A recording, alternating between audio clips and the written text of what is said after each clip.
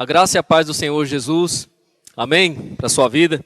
Queridos, vamos abrir as nossas Bíblias no livro de 1 Samuel, no capítulo 3, e nós vamos ler do versículo 10, do versículo 1 ao versículo 10, 1 Samuel, capítulo 3, do versículo 1 até o versículo 10 da palavra do Senhor, para a nossa reflexão, a nossa meditação nessa noite.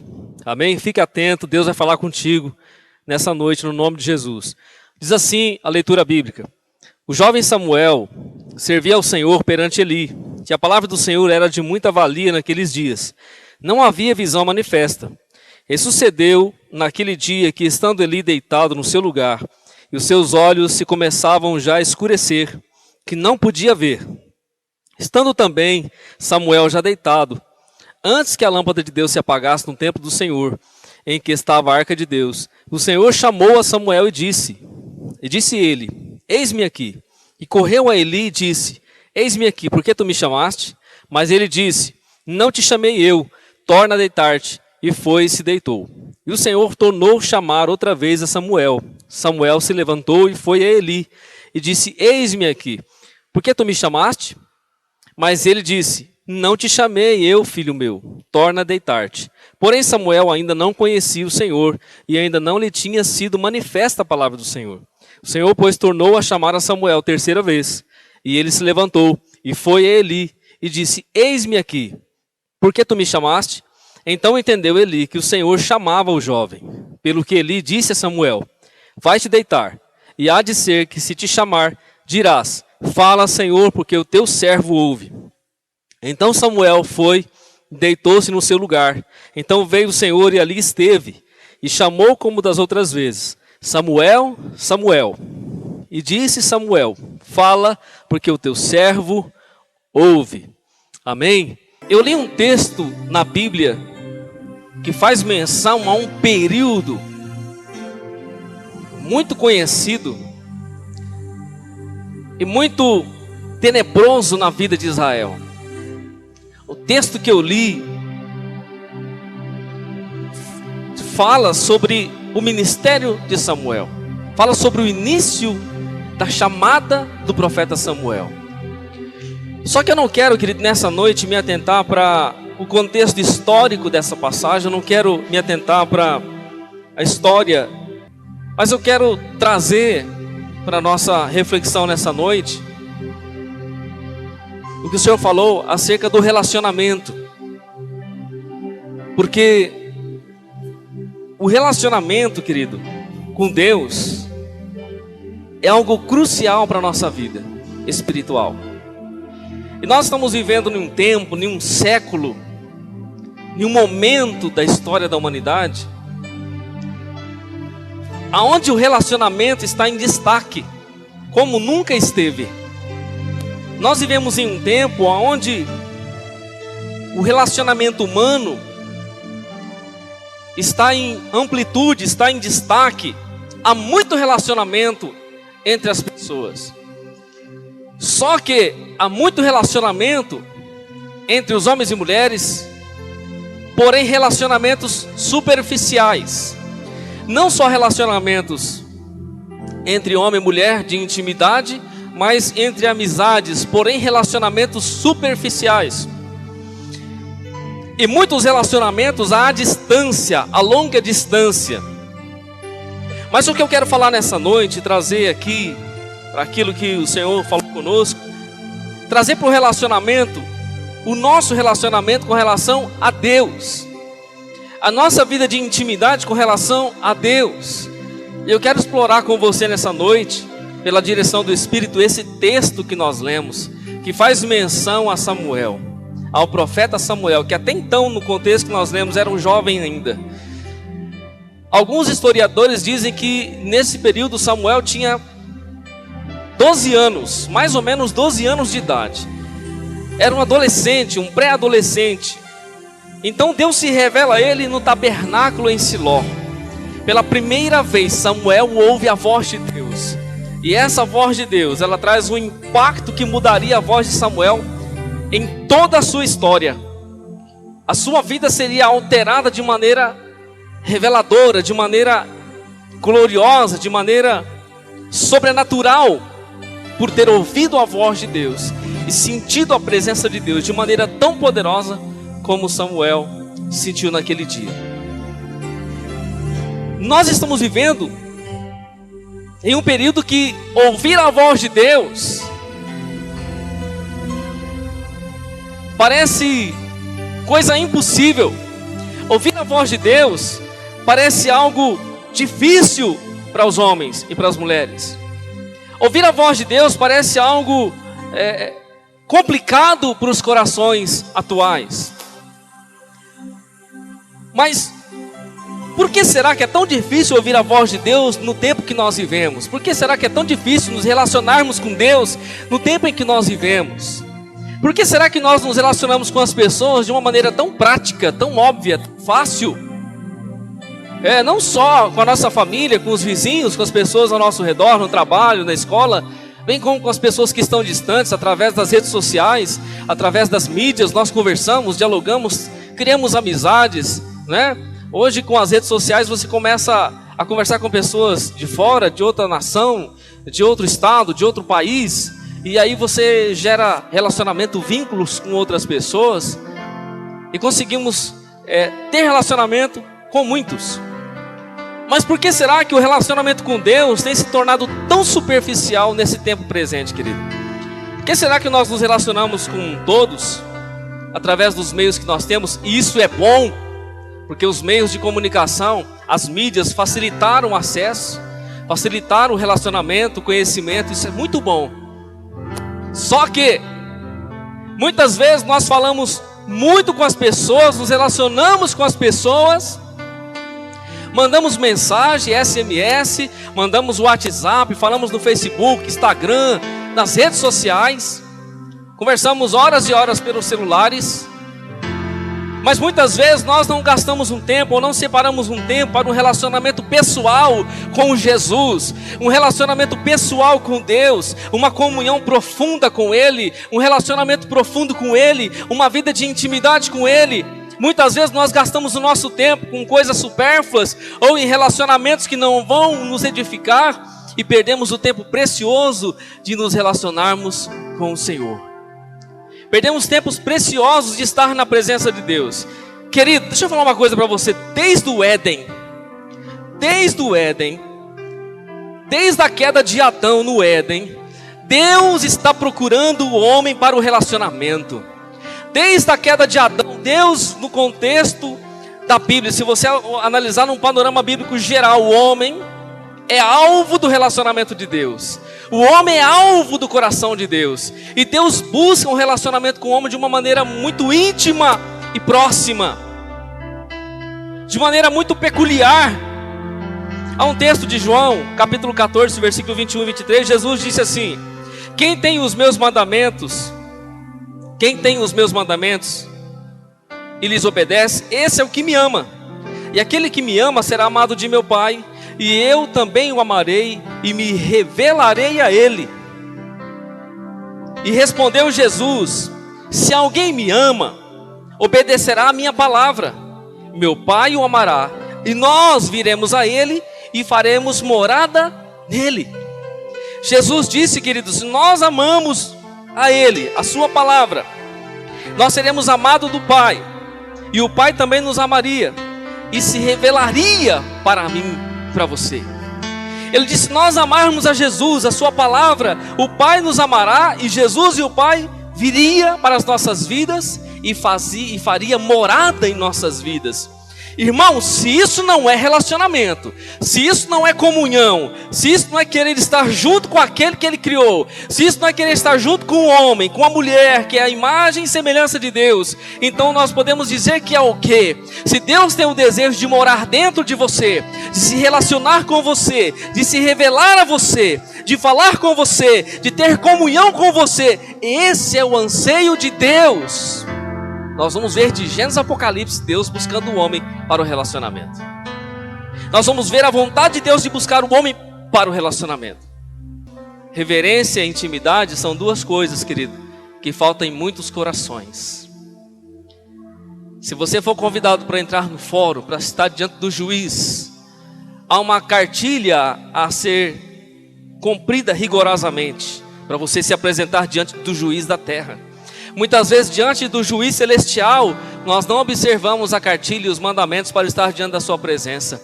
E dentro desse padrão de estar na sua presença, logo nós olhamos para a intimidade e reverência. E reverência, querido, é algo que deve estar em nossa vida, porque Ele é Deus, Ele é santo, Ele é puro, Ele é único, e nós devemos ter uma reverência para estar na sua presença. Quando falamos de relacionamento, nós pensamos logo em oração, nós pensamos em comunhão, nós pensamos em jejum, em sacrifício pessoal para estar na sua presença. Quando falamos em jejum, parece que o jejum no tempo presente é algo assim, sacrifício pessoal, pastor. Para que isso? Para que ficar jejuando?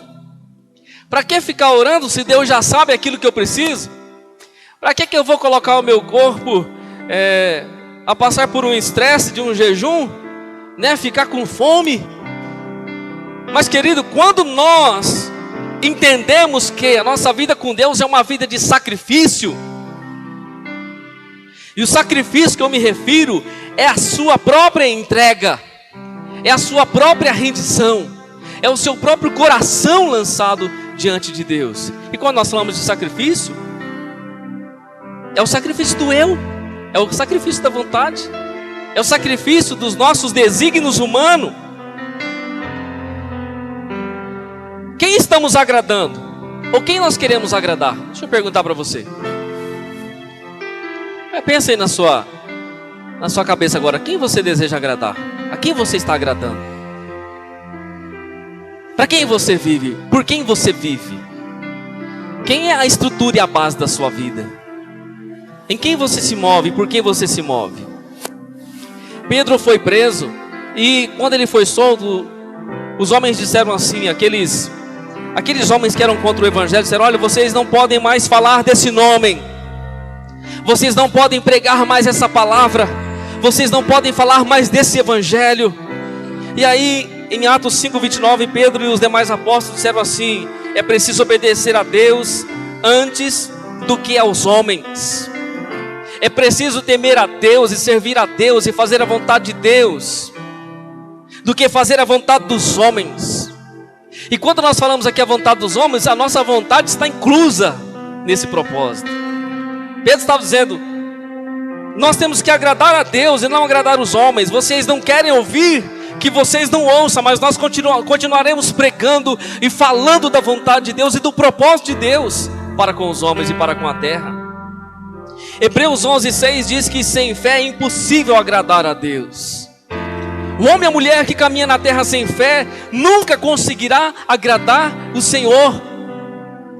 E como nós agradamos a Deus? Ou será que nós queremos agradar o Senhor? Porque essa é a forma pela qual nós agradamos o Senhor: andar por fé. E quando nós falamos de andar por fé, logo nós não podemos andar por vista. Porque andar por fé, querido, é andar em dependência, em confiança no Senhor. É esperar em Deus, é ter os olhos espirituais, é ter o seu coração rendido ao coração de Deus. É estar debaixo do propósito e estar olhando para Jesus, se focando na verdade. Andar por fé e não por vista. E quando nós andamos por fé e não por vista, as situações que nos rodeiam, as limitações que tentam nos parar, elas vão ficar pequenas. Por quê? Porque a nossa visão, querido, está acima da muralha. A nossa visão está acima do problema. A nossa visão está acima da enfermidade. A nossa visão está acima das circunstâncias. Aleluias. Nós estamos olhando com a visão espiritual. E a fé não tem barreiras. Diante da fé não há impossíveis. Aleluias, porque Jesus disse: se tu podes crer, tudo é possível ao que crê. Se tu podes crer, então tudo é possível. Porque a fé não conhece limites, a fé não reconhece barreiras. Por isso que Paulo diz: irmão, nós andamos por fé e não por vista. Porque se nós andarmos por vista, irmão, nós vamos ficar debaixo das limitações da nossa vista. Você vai olhar até onde os seus olhos conseguem ver. E todas as limitações Vão tentar parar você, porque você está olhando com os olhos da carne. Mas quando você caminha por fé, você caminha nas regiões celestiais. E nas regiões celestiais em Deus, querido, não há barreiras, porque a fé não conhece limites e nem barreiras. Aleluias. Deus está procurando alguém disponível para o seu relacionamento. E aí, querido, Deus está procurando alguém disponível para compartilhar a sua vontade. Deus está procurando um homem, uma mulher disponível para viver o seu desígnio. Deus está procurando homens e mulheres sobre a terra disponíveis. Deixa eu perguntar nessa noite para você, como o Senhor perguntou para mim, pergunta todo dia: será que nós estamos disponíveis para Deus? Será que há disponibilidade em nós para o Senhor? Irmão, quando nós dizemos que somos disponíveis, logo haverá um confronto em nossa própria vida. Que a Bíblia diz em Romanos 12, 1, 2: rogo-vos, pois, irmãos, pela compaixão de Deus, que apresenteis o vosso corpo. Nós estamos aqui nessa noite apresentando o nosso corpo. Apresenteis o vosso corpo em sacrifício vivo, santo e agradável a Deus, porque este é o vosso culto racional. Eu apresento o meu corpo, a minha vida, eu venho diante de Deus, eu venho diante da sua presença, eu venho diante da sua pessoa, apresento a minha vida como sacrifício diante dele. Irmão, sacrifício não tem vez, sacrifício não tem vontade, sacrifício não tem escolha, sacrifício não fala nada. Sacrifício é sacrifício, sacrifício morre. Sacrifício não questiona. Sacrifício não tem direito. Por quê, querido? Porque é justamente na nossa vontade que Ele está mexendo. Apresenta a tua vida como um sacrifício vivo, santo, agradável a Deus, que este é o vosso culto. Você até vem com a razão, sabe quem você é, o que você vai fazer. Só quando você chega aqui, você é o sacrifício diante dele. Acaba a sua razão, acaba a minha razão, acaba os nossos argumentos, acabou. Chegamos diante do altar, que é um fogo vivo, queimamos diante dele, e agora saímos daqui com o compromisso da sua vontade. Porque sacrifício não pode escolher nada, sacrifício não tem direito de nada. Já viu o sacrifício no altar falar alguma coisa, irmão? Ele diz: e não sede conformados com este mundo, mas sede transformados pela renovação do vosso entendimento, para que experimenteis qual seja a boa, perfeita e agradável vontade de Deus. Romanos 12, 1, 2. Não seja desconformado com este mundo. Não tome a forma, o molde desse mundo.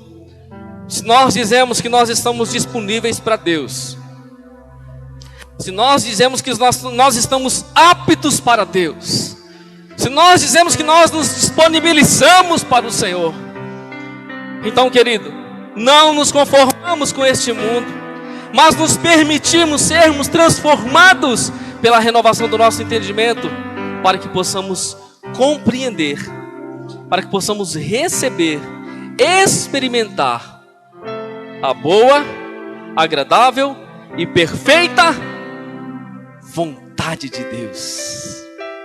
Entendeu para onde Deus nos leva? Nos chama para o culto, diz que eu e você somos um sacrifício, morremos, implanta em nós a sua vontade, que é boa, perfeita, boa, agradável, perfeita. Vivendo no centro da vontade de Deus, no propósito da vontade de Deus. Mas só vai viver isso quem se disponibilizar a Ele e dizer: eis-me aqui, Senhor, eis-me aqui, eu sou esse sacrifício na sua presença. Eis-me aqui, a minha vida, a minha casa, a minha família, para fazer e viver o teu propósito, disponíveis para ti. Eu pergunto mais uma vez, querido, será que há alguém aqui nessa noite disponível para Deus? Será que há alguém disponível para o Senhor? Será que há uma disponibilidade em nossa vida para Ele? Aleluias! A palavra era de muita valia naqueles dias, como nós lemos no texto de Samuel capítulo 3.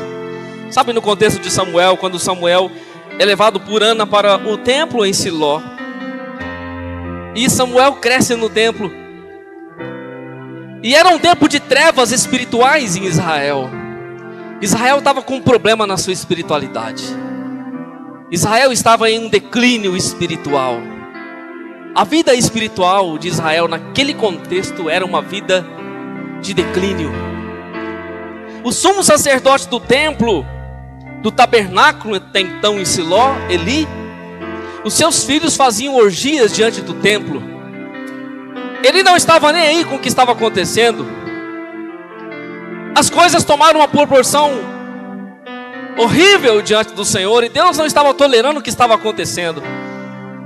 Ele perdeu, caiu da graça, saiu fora do propósito de Deus. Já estava velho, cansado, desanimado, não ouvia mais a voz de Deus, não tinha mais visões e revelações.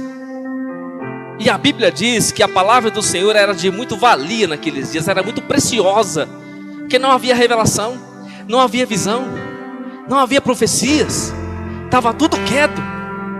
Por quê? Porque os homens das visões, as mulheres das visões, os profetas, todos aqueles que faziam parte da vida espiritual de Israel estavam em decadência naquele momento, inclusive o sumo sacerdote. Deus precisou levantar um menininho, querido, de 12 anos, uma criança, no templo para falar com o sumo sacerdote. Deus falava com ele, mas ele não ouvia a voz, e Deus precisou falar com uma criança para colocar em vigor a sua vontade sobre Israel. A palavra era de muito valia, mas o pecado havia bloqueado as revelações, não havia profecias, visões em Israel naquele tempo. Sabe, querido, quando a vida espiritual está em declínio, quando a vida espiritual está em fracasso, esquece visão, esquece revelação, esquece a direção de Deus, e assim estava Israel naquele momento. Mas a palavra era de muito valia, Deus se revela a Samuel. Não havia uma visão sequer manifesta. Era tempo de trevas espirituais. Quantos estão vivendo o tempo de trevas espirituais?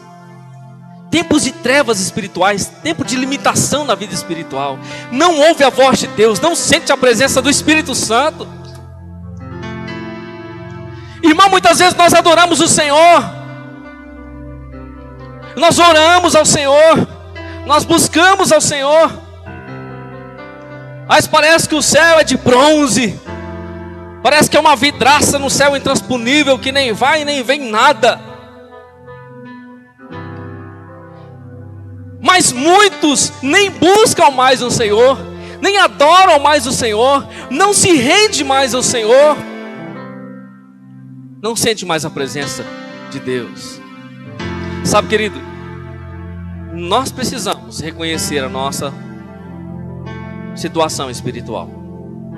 Nós precisamos reconhecer as nossas limitações espirituais. Não adianta você falar: eu estou mal, eu não consigo mais sentir a presença de Deus, eu não consigo mais orar. Sabe, eu vou na igreja, mas eu não consigo mais sentir. Eu não consigo dobrar no meu joelho mais, eu não consigo fazer um jejum mais. Nós precisamos reconhecer a nossa frieza espiritual. Nós precisamos conhecer, querido, muitas vezes as trevas espirituais que nos rodeiam, e pedir a intervenção do Espírito de Deus em nossas vidas. Eu não sinto mais, eu não consigo ver mais, eu não consigo discernir mais, eu não consigo entender mais. E sabe, querido, sabe, mas não se dispõe a mudar. Não se dispõe a mudar. Irmão, Eli estava dentro do templo. O quartinho de Eli possivelmente era de parede e meia com o Santo dos Santos, porque o sumo sacerdote morava no tabernáculo, em um dos compartimentos que rodeavam o tabernáculo. Eli, possivelmente o sumo sacerdote, tinha sua cama ao lado do Santo dos Santos, aonde estava a arca da aliança, que estava ali a presença da glória, a presença de Deus. Mas Deus estava ali, Eli estava do lado, mas parece que Deus estava muito distante. Mas Deus estava ali, estava, mas para ele parece que Deus estava a milhares de quilômetros. Que o problema não era com Deus, o problema era com ele. O problema não era com a glória, o problema não era com o Altíssimo, o problema era com ele. A visão não era manifesta, Deus estava procurando alguém acordado. Mas Eli, por incrível que pareça, os seus filhos estavam espiritualmente dormindo. Espiritualmente dormindo, nós podemos dizer assim: os seus filhos estavam dormindo, eles perderam a visão espiritual. E Deus estava falando, procurando alguém que estava com os ouvidos espirituais abertos para ouvir a sua voz. Porque Deus sempre vai buscar um relacionamento com o homem. E digo isto conhecendo o tempo que já é hora de despertarmos do sono, porque a nossa salvação está agora mais perto de nós do que quando aceitamos a fé. Já é hora de despertarmos do sono. A noite é passada, o dia é chegado. Rejeitemos, pois, as obras das trevas e vistamo-nos das armas da luz. Andemos honestamente como de dia, não em glutonarias, nem em bebedeiras, nem em desonestidades, nem em dissoluções, nem em contendas e inveja. Mas revesti-vos do Senhor Jesus Cristo, e não tenhais cuidado com a carne em suas concupiscências. Paulo vai dizer: irmão, conheça o seu tempo. É hora de você despertar. Deus está falando com você. Meu filho, minha filha, conheça o seu tempo em Deus. É hora de você despertar. É hora de você acordar. Levanta desse sono que você está vivendo. Deus está falando contigo. Aleluias. Já é hora de nós despertarmos do sono, porque a nossa salvação agora está mais perto. Jesus está mais perto, Deus está mais perto, o Espírito Santo não está fora, Ele está dentro. Aleluias. Já é a hora, passou da hora de você despertar, de você acordar. Ele estava dormindo do lado da presença de Deus.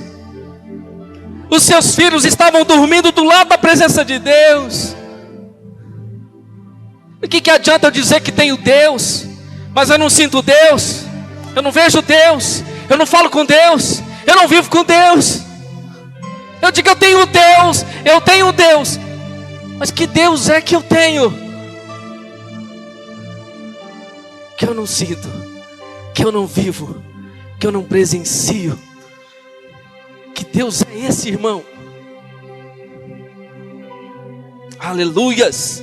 Já é hora de nós conhecermos o nosso tempo. Paulo conhecia o tempo dele, irmão. Você precisa conhecer o seu tempo.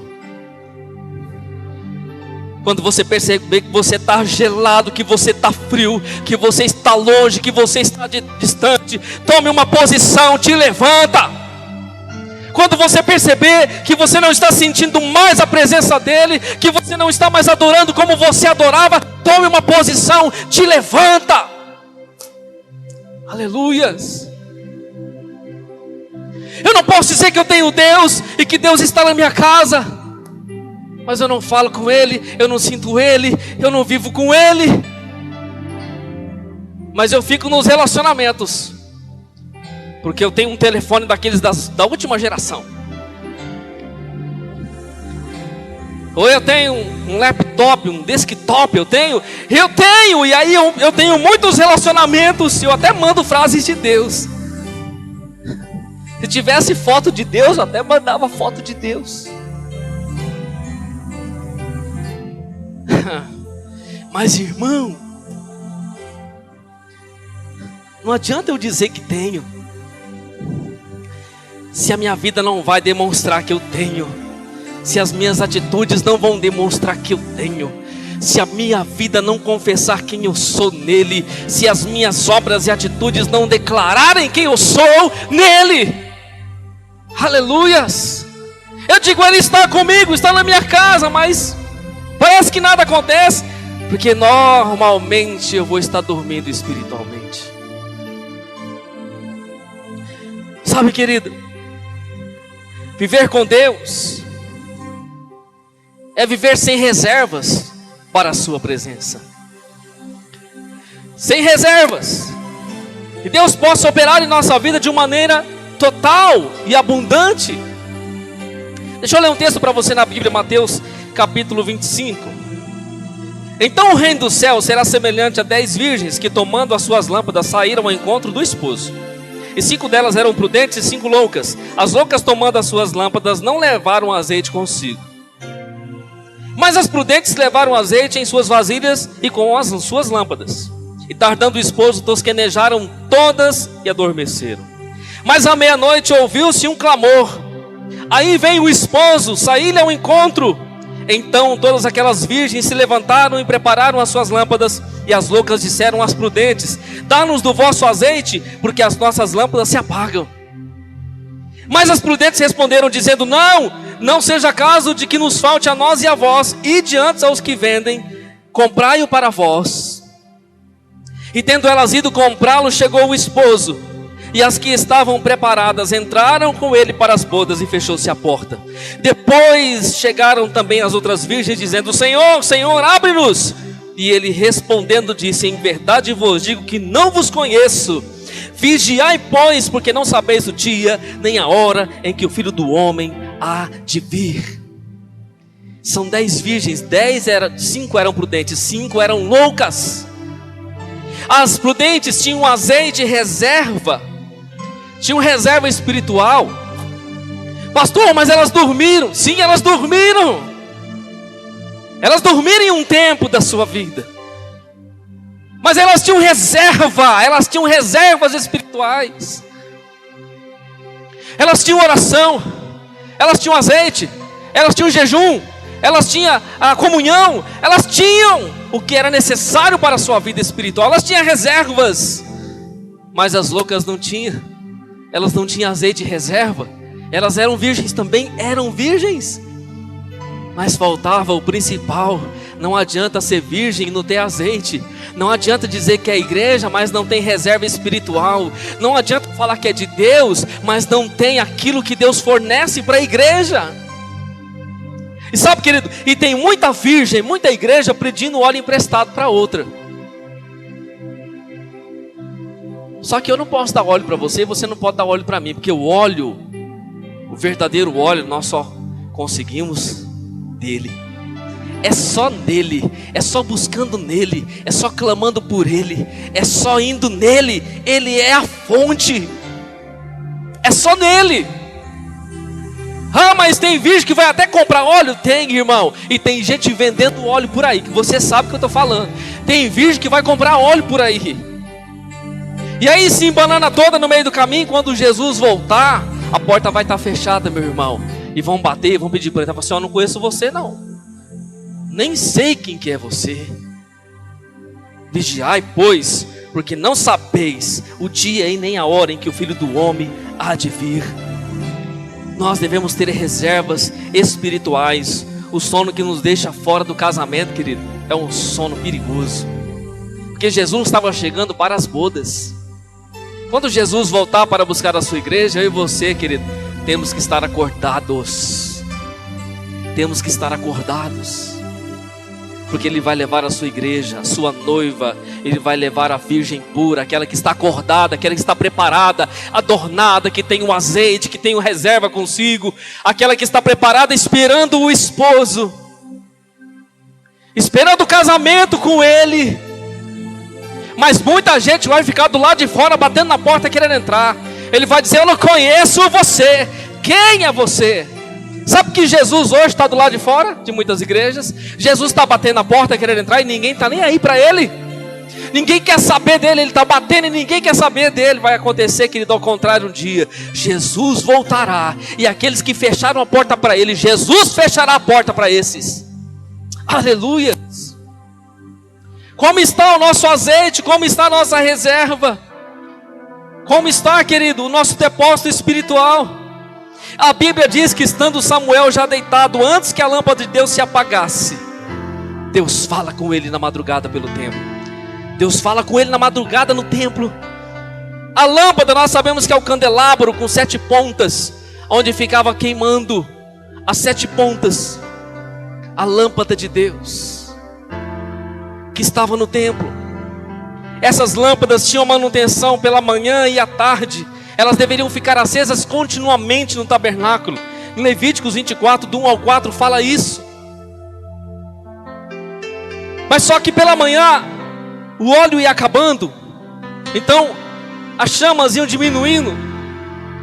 Então o sacerdote deveria tirar as cinzas, o resíduo que estava em cada uma daquelas pontas, e colocar um azeite novo e acender novamente, porque ela deveria ficar acesa diuturnamente, 24 horas, como um estatuto perpétuo diante de Deus.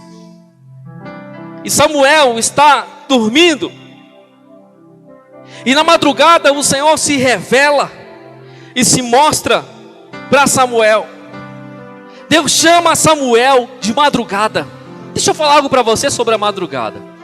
A Bíblia diz em Jeremias 7,13: agora pois, porquanto fazeis todas estas obras, diz o Senhor, eu vos falei madrugando e falando, e não ouvistes, e chamei-vos e não respondestes.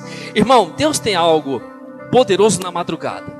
Nós já tivemos muitas experiências com Deus na madrugada. Nós já ouvimos muito a voz de Deus na madrugada. Deus tem algo especial na madrugada. Foi na madrugada que Deus falou com Samuel. 8:17 de Provérbios diz: eu amo os que me amam, e os que de madrugada me buscam me acharão. Aleluia. Salmo 63, do 1 ao 4, Davi está no deserto de Judá. Ele diz assim: ó Deus, tu és o meu Deus, de madrugada te buscarei. A minha alma tem sede de ti, a minha carne te deseja muito em uma terra seca e cansada, onde não há água, para ver a tua força e a tua glória, como te vi no santuário. Porque a tua benignidade é melhor do que a vida, os meus lábios te louvarão. Assim eu te bendirei enquanto viver, em teu nome levantarei as minhas mãos. Ó Deus, tu és o meu Deus, de madrugada te buscarei. A minha alma tem sede de ti. Samuel estava dormindo como qualquer uma das suas noites normais. Mas aquela noite, querido, foi uma noite especial. Aquela noite foi uma noite que marcaria a sua história para sempre. Aquela noite foi uma noite do encontro com a glória de Deus naquele tabernáculo. Aleluias. A voz que soou no tabernáculo não foi na mente de Samuel. A voz que soou no tabernáculo foi a voz audível, perceptível pelos tímpanos, pelo ouvido.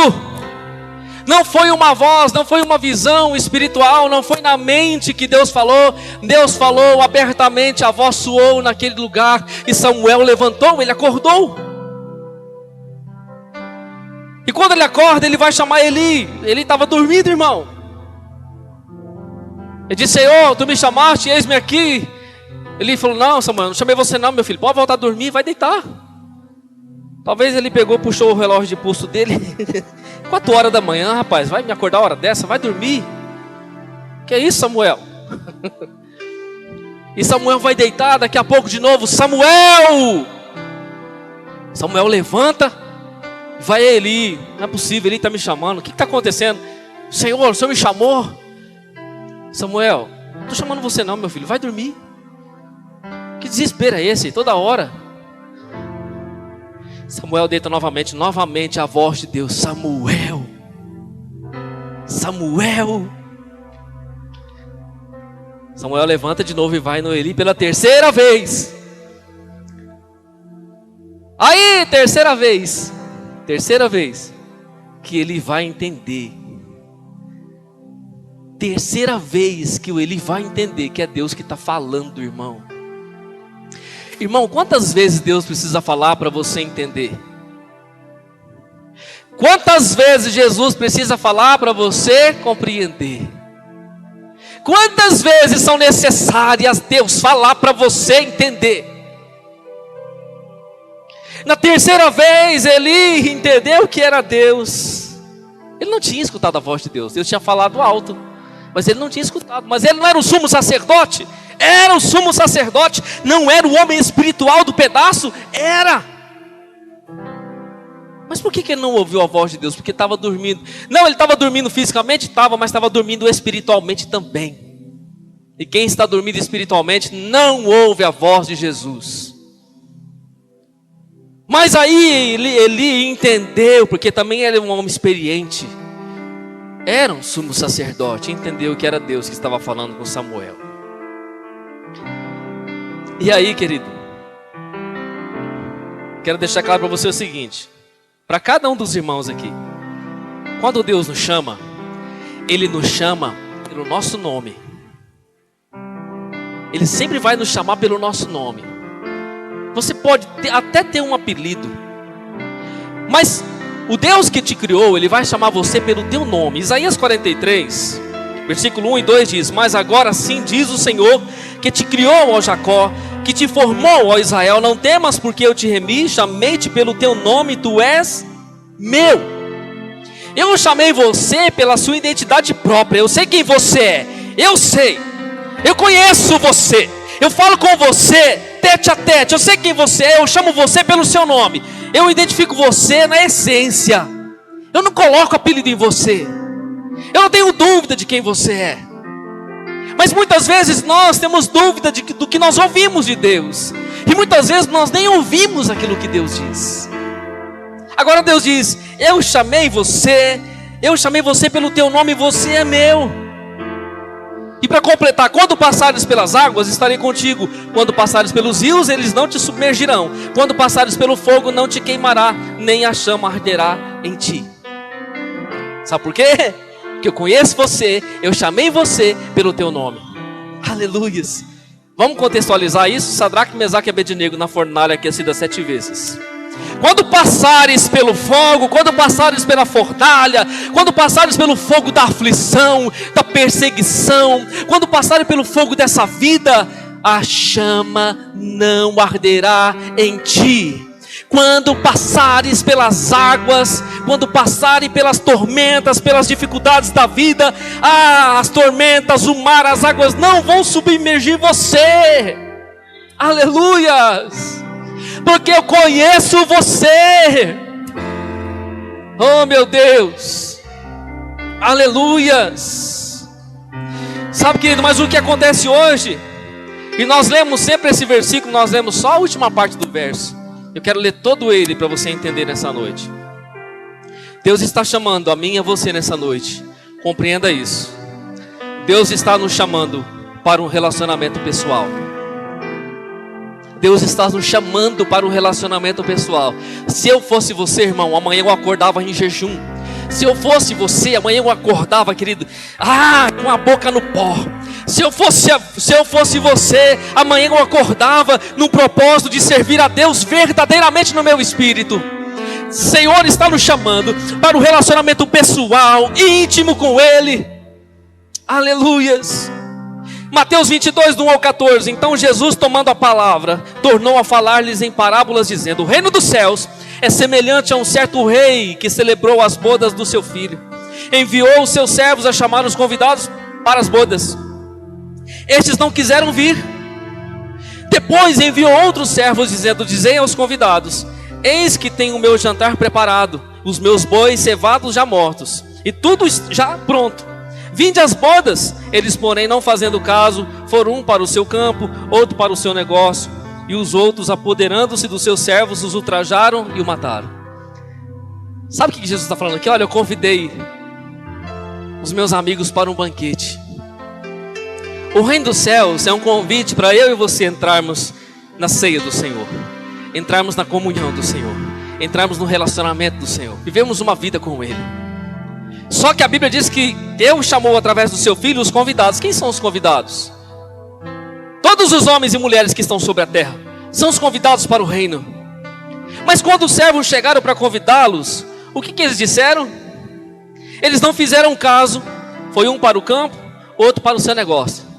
Foi um para o seu trabalho, foi um para a sua escola, foi um para a sua vida, foi um para os seus afazeres, foi um para os seus hobbies, para os seus atrativos, para as suas vontades, para os seus costumes. Foi cada um para o seu lado.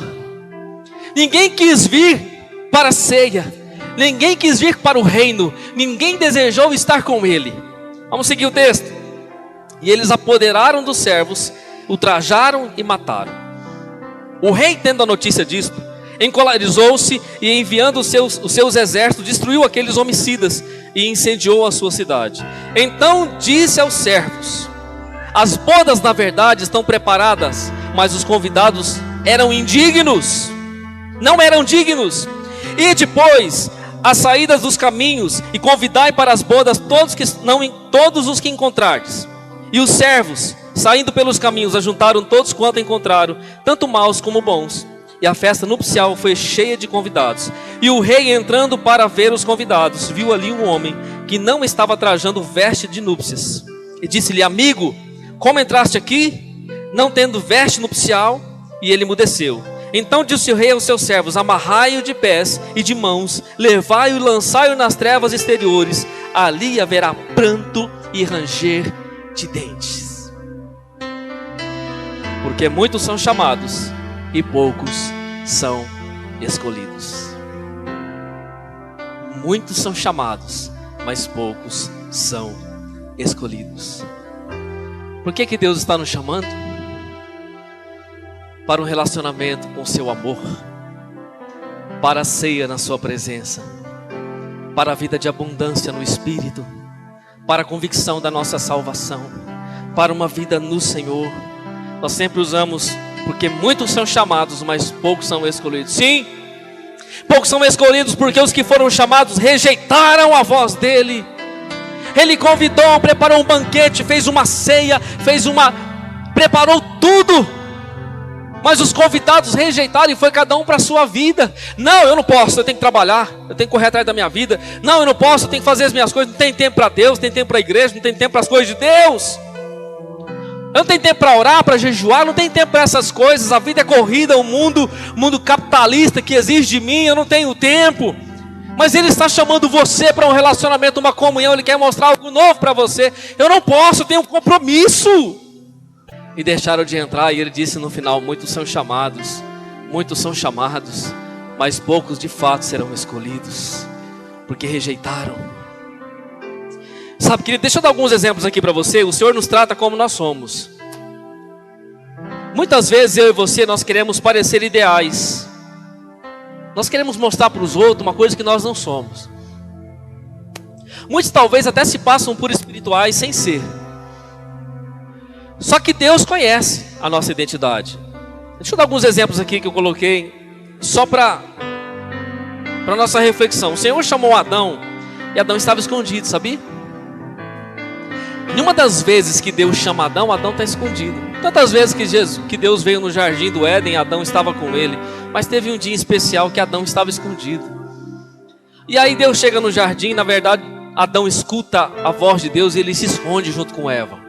Porque ele tinha pecado, tinha caído em transgressão, tinha desobedecido a Deus. E logo ele teve medo de Deus e vergonha. Mas o Senhor chamou Adão e ele estava escondido. E Deus disse: por que você se esconde? O que está acontecendo? Por acaso você fez alguma coisa errada e tinha feito? Mas não foi porque Adão fez alguma coisa errada, Deus deixaria de chamá-lo, irmão. Deus o chamou do mesmo jeito. Preste atenção. Não significa porque você pecou, porque você errou, que Deus vai deixar de chamar você. Deus continua chamando você. Aleluias. O Senhor chamou Noé para construir um barco, irmão, e era um barco grande. Tinha um grande propósito. Interessante que o barco de Noé não tinha leme, porque Noé não ia ficar no controle, irmão. Ele não ia ficar no leme. Quem ia controlar o barco era Deus. Mas Deus chamou Noé para um propósito. E Noé ouviu a voz de Deus. Noé cumpriu o chamado de Deus. Deus chamou Abraão para ele deixar tudo e seguir para uma terra que ele não conhecia. Abraão deixou tudo e seguiu a voz de Deus. Aleluias. O Senhor chamou Moisés para libertar o seu povo escravo no Egito. E Moisés foi. Moisés foi após a voz de Deus. O Senhor chamou Josué para conquistar a terra. E Josué foi com o povo e conquistou a terra. O Senhor chamou Davi para reinar e Davi reinou. O Senhor chamou Elias, que estava escondido numa caverna. Deus diz: Elias, talvez tenha Elias aqui dentro. Deus disse: Elias, o que fazes aí? O que fazes aí, Elias? Sai para fora. Profetas não ficam dentro de cavernas. Profetas não fecham as suas bocas. Aleluias. Sai daí, Elias, da caverna. Esse não é o seu lugar. Sai para fora. O Senhor chamou Neemias para uma grande obra. Neemias foi reconstruir Jerusalém, irmão. Construir os muros que estavam destruídos. E aí Neemias estava lá, colocando tijolinho por tijolinho, fazendo a obra. Chegou os filhos do diabo. Neemias, desce aí, precisamos falar com você. Desce aí, precisamos ter um diálogo contigo. Neemias, daqui eu não saio, e daqui ninguém me tira. Eu estou aqui fazendo uma grande obra e não posso parar. Foi Deus que me chamou. Eu não vou descer, eu não vou parar, eu não vou recuar, porque eu estou ouvindo a voz de Deus. Aleluias. Meu irmão, Neemias disse: eu não posso descer, eu estou com compromisso com Deus. Eu estou com compromisso com o povo de Deus, com a nação de Deus. Eu não tenho tempo para descer. Se eu descer vai atrapalhar. Eu não posso parar. Eu estou ouvindo a voz de Deus. E quem ouve a voz de Deus está em movimento. Quem ouve a voz de Deus está em propósito. Quem ouve a voz de Deus tem compromisso. Aleluias. O Senhor chamou Jonas para ir a Nínive. Jonas estava na casa dele, talvez no sofá, tomando um suco de laranja. Não está na Bíblia, irmão. Mas talvez Jonas estava assistindo a programação da Sky e estava muito interessante. Ou a Netflix, ou vendo o YouTube. Não tinha nada disso naquela época, né, irmão? Mas Jonas estava em casa e Deus chamou. Jonas, vai a Nínive. A Bíblia diz que Jonas até é obediente, irmão. Se levanta, mas ele vai para outro lugar. Vai para outro lugar. Ele ouviu a voz de Deus, mas ele deixou de cumprir a voz. Deixou de cumprir a voz de Deus. E por causa disso, quase ele morreu. Que isso sirva de alerta para muitos. Ele deixou de fazer conforme a voz de Deus. Ele até ouviu, mas na hora de cumprir, irmão, ele vai para a direita, ele foi para a esquerda. Vai para a esquerda, ele foi para a direita. O Senhor chamou os pecadores, os pescadores. Pedro, Tiago, João. O Senhor nos chamou. E a Bíblia diz que eles largaram as redes, largaram os barcos, largou tudo e seguiu Jesus, irmão. Vocês não vão ser mais pescadores de peixes. A partir de agora vocês vão ser pescadores de homens. Aleluias. O Senhor chamou, querido, também o cobrador de impostos, Mateus. Mateus estava na alfândega cobrando imposto, trabalhando. Jesus passou no meio dos cobradores e olhou para Mateus. A Bíblia diz que ele olhou para Mateus e disse para ele: segue-me.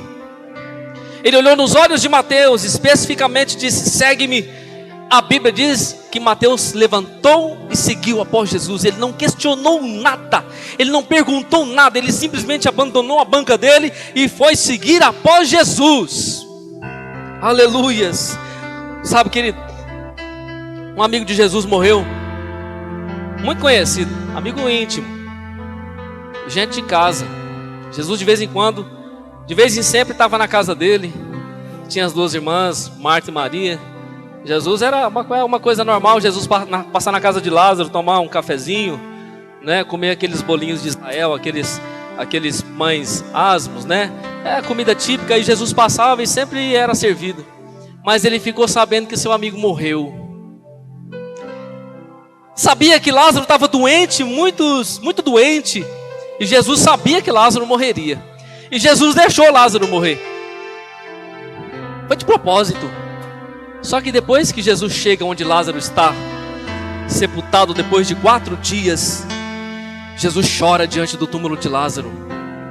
E Jesus, querido, ele vai gritar com voz bem audível: Lázaro, saia para fora. Ele diz: Lázaro, saia para fora. Jesus chamou Lázaro da cova. Jesus chamou Lázaro do túmulo. Se for preciso, Jesus chama todos aqueles que estiverem mortos para a vida nesta noite. Ele está falando com você. Aleluias. A Bíblia diz que Lázaro saiu, irmão. Tiraram a pedra, é óbvio, né? Tiraram a pedra e Lázaro saiu para fora. Lázaro, saia para fora. Ainda não acabou, ainda não parou. Eu ainda tenho algo para fazer através da sua vida. Aleluias. Jesus chamou Saulo. Saulo estava perseguindo a igreja. Jesus apresenta-se para ele, diz: Saulo, Saulo, por que me persegues? Irmão, quantos homens e mulheres Jesus chamou. João estava na ilha de Patmos, exilado, o apóstolo João.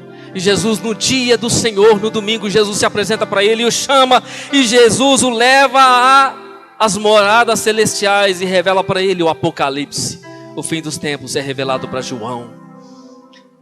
Só que nessa noite, querido, nós vamos ver Deus chamando vários homens e mulheres, fora as mulheres que eu não mencionei. Mas nessa noite Deus está chamando você. Nessa noite Deus está chamando cada um de nós. Cada um de nós. O Senhor chamou Samuel por 3 vezes. Samuel não conhecia a voz de Deus. Para ele não havia ainda conhecimento de Deus. Samuel não sabia quem Deus era ainda. Por isso ele teve dificuldade de entender a voz de Deus. Quanto tempo nós estamos na igreja? Quanto tempo nós dizemos que servimos a Deus? Quanto tempo nós lemos a palavra? Quanto tempo nós somos ministrados pela palavra? Quanto tempo nós adoramos o Senhor? E temos dificuldades de ouvir a voz de Deus. Temos dificuldade de ouvir a voz do Espírito Santo. Sabe, querido, quando Samuel vai a Eli pela 3ª vez, preste atenção nisso. Quando Samuel pergunta: o Senhor me chamou? Pela 3ª vez ele diz: não, eu não te chamei. Mas Eli tem um estalo espiritual. E nesse estalo espiritual ele entende que é Deus que está chamando Samuel. Aí ele diz assim: olha, vamos fazer o seguinte, Samuel, volta a deitar. Se ele te chamar de novo, você vai responder assim: fala, Senhor, porque o teu servo ouve. Quando ele te chamar de novo, você vai responder agora. Você não vai ficar quieto. Quando ele te chamar Samuel, você vai dizer: fala, Senhor, porque o teu servo ouve. Quando finalmente Samuel respondeu à voz de Deus, tornou-se uma visão real. Eu só vou ter a visão de quem Deus é e do propósito de Deus quando eu responder a sua voz. Enquanto você não responder a voz de Deus, você vai ficar... eu não estou profetizando isso, eu estou declarando o que é. Enquanto você não responder a voz de Deus, você continua na enfermidade. Enquanto você não responder a voz de Deus, você continua na limitação. Enquanto você não responde a voz de Deus, você continua na dificuldade. Enquanto você não responde a voz de Deus, você continua morto na fé. Enquanto você não responde à voz de Deus, você continua sem visão, sem discernimento, sem entendimento, sem compreensão das coisas espirituais. Ele disse: Samuel, quando ele te chamar, você responde: fala, Senhor. Fala, Senhor, porque o teu servo ouve. Irmão, Deus quer falar mais coisa. Preste atenção, nós vamos embora daqui a pouco, mas Deus quer falar mais coisa para você. Deus quer falar mais coisas para você. Porque ele disse, quando ele te falar, você diz: fala, Senhor, o teu servo está ouvindo. Coloque o seu dedo em riste para você e diga assim nessa noite: fala, Senhor. Põe o seu dedo em você, irmão, assim.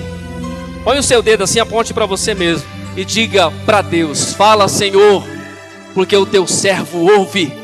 Fala, Senhor, porque o teu servo e a tua serva ouve. Aleluias. E aí Samuel ouviu a voz de Deus, irmão. Ele disse: fala, Senhor, eu estou ouvindo. E aí o Senhor começou a falar, irmão. A visão se descortinou diante de Samuel. O que Deus faria em Israel foi revelado para ele naquele momento. O que Deus faria através da vida de Samuel foi revelado para ele naquele momento. As visões se tornaram reais. Deus se tornou real para ele naquele momento. Deus se tornou evidente para ele naquele momento. O Senhor estava ali, como diz o versículo 10. Então veio o Senhor e pôs-se ali e chamou como das outras vezes: Samuel, Samuel. E disse Samuel: fala, porque o teu servo ouve. O Senhor estava ali. O Senhor está aqui. O Senhor está aqui nesta hora. O Senhor está aqui falando contigo. Aleluias. E nós estamos respondendo a voz do Senhor. Nós estamos respondendo a voz de Deus. Jó disse: com o ouvir dos meus ouvidos eu ouvi, mas agora os meus olhos te veem. Aleluias. Paulo disse em 2 Coríntios, do capítulo 2, do 14 ao 16, que o homem espiritual compreende as coisas do Espírito de Deus. Ele diz que o homem espiritual discerne bem tudo, e ele de ninguém é discernido. Paulo disse para conhecê-lo. Uma coisa faço, eu esqueço-me das coisas para trás ficam, eu avanço para as que estão diante de mim. Eu quero conhecer o Senhor. Eu não quero ficar só ouvindo a sua voz. Eu quero ter comunhão com a sua pessoa. Eu quero viver a sua presença. Eu quero viver o seu propósito. E aqui eu termino, irmão. O que é que nós vamos fazer? Estamos ouvindo a voz de Deus. Será que nós estamos prontos para receber a voz de Deus e pronto para cumprir o nosso chamado? Será que nós nessa noite estamos prontos para bater no nosso peito e dizer: Senhor, eis-me aqui, envia-me a mim? Será que nós estamos aptos para ouvir a voz de Deus e proclamar a vontade de Deus sobre a nossa casa, sobre a nossa família, sobre os enfermos, sobre os doentes, sobre os caídos e perdidos da terra? Será que nós estamos de pé para ouvir a voz de Deus e acordados o suficiente para profetizar sobre a nossa casa e sobre a ruína da nossa nação? Será que nós estamos de pé suficiente, acordados o suficiente para interpretar as visões espirituais e fazer a vontade do céu? Aleluias! Pense nisso, querido. Pondere sobre isso nessa noite. Ouça a voz de Deus e aplique essa voz na sua vida. Amém?